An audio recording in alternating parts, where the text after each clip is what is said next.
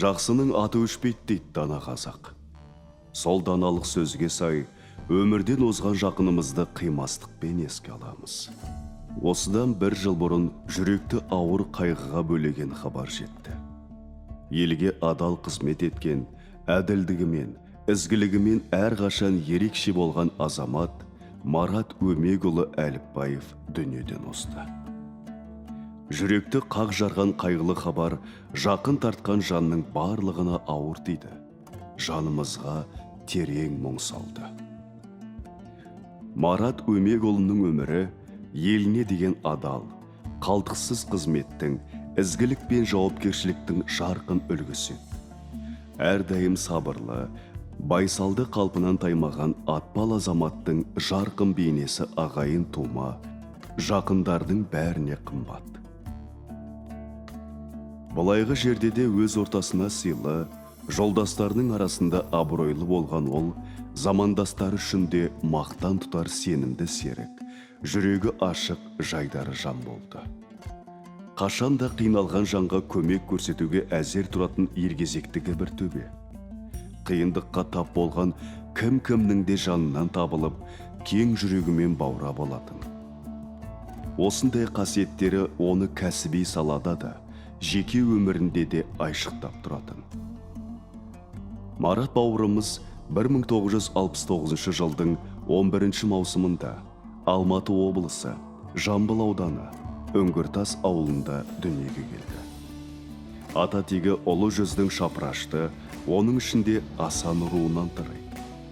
Қара шаңырақта өмір есігін ашқан 5 ұлдың ішінде 4-шісі болып өскен ол, бала күнінен ақ жақындарына қамқорлығымен ерекше еді. Мұғалім болған әкесі, есепші болған анасы, балаларын еңбекқорлыққа, тәртіпке, ізгілік пен бауырмалдыққа тәрбиелеп, адамгершілік қасиеттерін кішкентайынан сіңірді.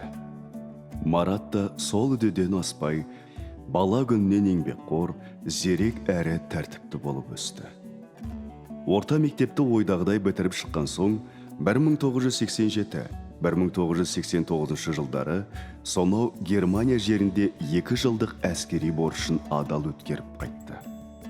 Осы жылдар оның тәртібі мен табандылығын шыңдай түсті. Бойына өнеге үлгі мен тәртіп сіңіріп өскен жас өреннің жанына осы сала одан әрі дами берді.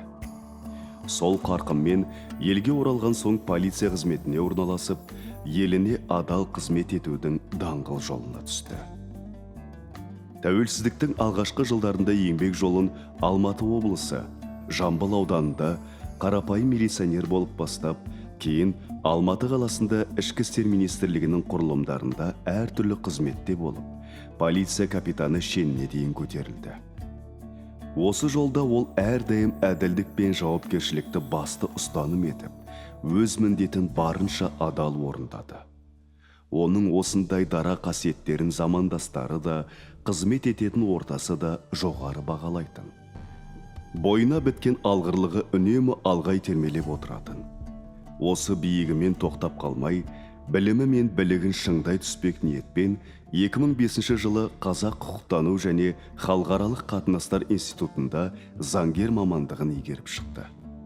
Бұл оның кәсіби шеберлігін шыңдай түскені анық. Содан болар құқық саласында өзіндік беделін нығайтып, әріптестерінің сенімін арттырды. Еңбек жолында жинаған мол тәжірибесі мен кәсіби шеберлігінің арқасында көптеген марапат пен грамотаға ие болғаны бір төбе.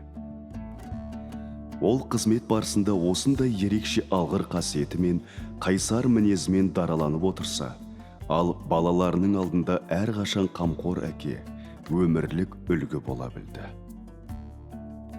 Марқұмның бауырларына деген жанашырлығы да ерекше болатын. Әрдайым солардың жағдайын алаңдап, ешқайсының таршылық, кемдік көрмей отыру үшін барын салатын.